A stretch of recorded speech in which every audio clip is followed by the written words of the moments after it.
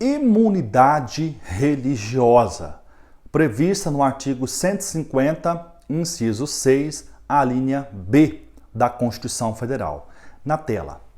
Sem prejuízo de outras garantias asseguradas ao contribuinte, é vedado à União, aos Estados, ao Distrito Federal e aos municípios.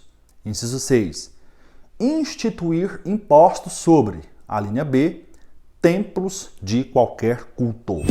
Uma interpretação literal do artigo 150, inciso 6, a linha B, pode te levar à equivocada compreensão de que a imunidade tributária religiosa alcança tão somente o edifício, o prédio onde é desenvolvida as práticas de elevação espiritual.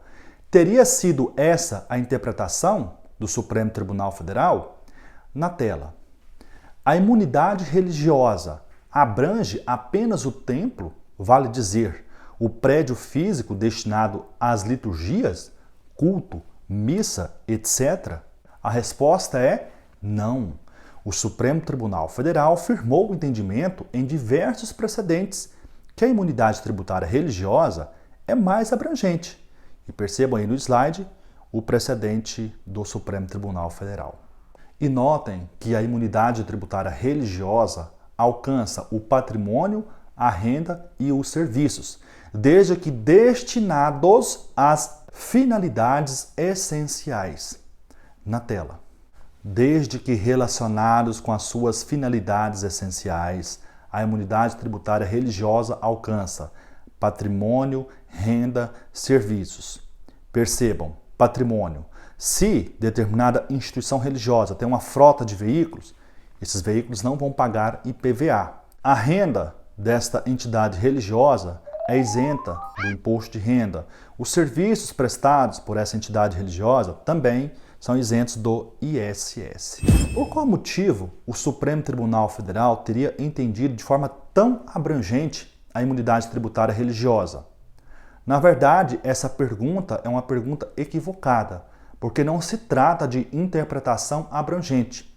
A Constituição da República, no artigo 150, parágrafo 4º, acaba por integrar essa interpretação que foi dada pelo Supremo Tribunal Federal.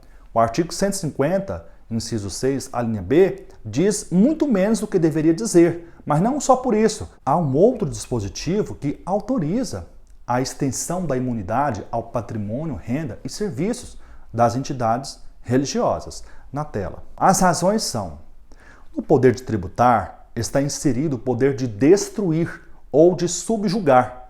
A imunidade religiosa impede que o Estado se utilize do poder de tributar como meio de embaraçar o funcionamento das entidades religiosas. A liberdade de culto e a liberdade de crença, que compreendem a liberdade religiosa, são os direitos individuais protegidos pela referida imunidade. E o disposto no artigo 150, inciso 6, a linha B da Constituição, deve ser interpretado em cotejo com o disposto no artigo 150, parágrafo 4º, também da Constituição. Referido dispositivo, ao fazer referência às entidades das alíneas B e C, denotam a intenção do legislador constituinte em alargar a imunidade tributária religiosa para além dos templos de qualquer culto, expressão utilizada no artigo 150, inciso 6, a linha B. Eu sugiro que você pause esse vídeo, abra a sua Constituição e leia o artigo 150, inciso 6, a linha B, e o artigo 150, parágrafo 4º.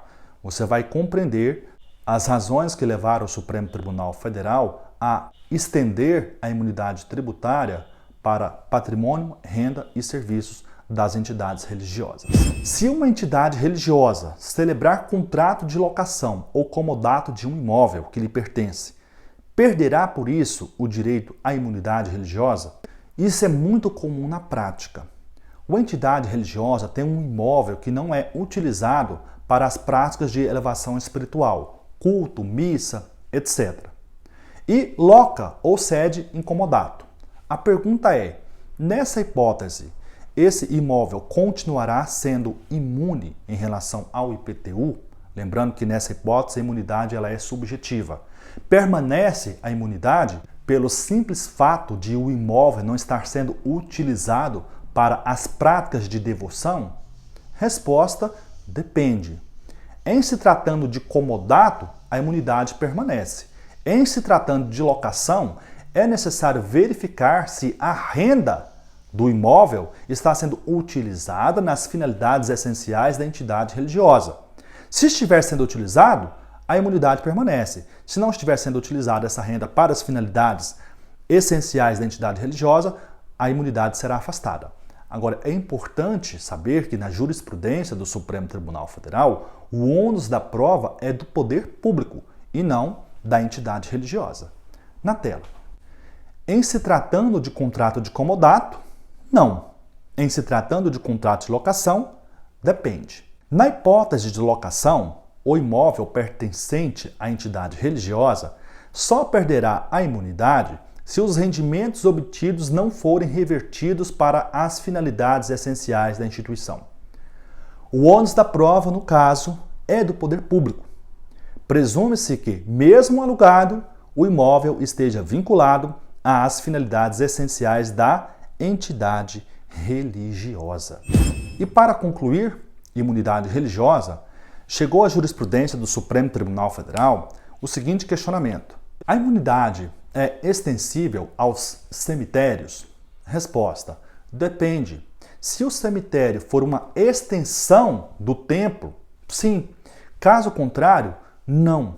Na tela. Para o STF, a imunidade tributária religiosa é aplicável aos cemitérios que funcionem como extensões de entidades religiosas, não tenham fins lucrativos e se dediquem exclusivamente à realização de serviços religiosos e funerários. Então notem, extensão da entidade religiosa, não tenha fins lucrativos e se dediquem exclusivamente à realização de serviços religiosos e funerários. Porém, no mesmo julgado, ficou assentado que a imunidade religiosa não se aplica aos cemitérios instituídos por particulares com manifesta finalidade lucrativa. Nas palavras do relator, a pessoa jurídica que explora economicamente o terreno com a comercialização de jazigos também demonstra capacidade contributiva e finalidade não religiosa. E, por fim, a não tributação implica risco à livre concorrência e à isonomia. Então notem que, por mais evidente que atualmente possa parecer esse posicionamento, havia dúvida suscitada na doutrina e divergência na jurisprudência, de modo que atualmente está pacificado o entendimento. Então notem, os cemitérios só farão jus à imunidade tributária religiosa se forem extensões das entidades religiosas, não tiverem finalidade lucrativa e se dedicarem exclusivamente à realização de serviços religiosos e funerários. Logo, se os jazigos em um determinado cemitério são comercializados e, evidentemente, com finalidade lucrativa, não há que se falar em imunidade tributária religiosa. Vamos analisar, no próximo bloco, a imunidade tributária dos partidos políticos, sindicato dos trabalhadores e entidades de assistência social e de educação sem fins lucrativos. Até lá!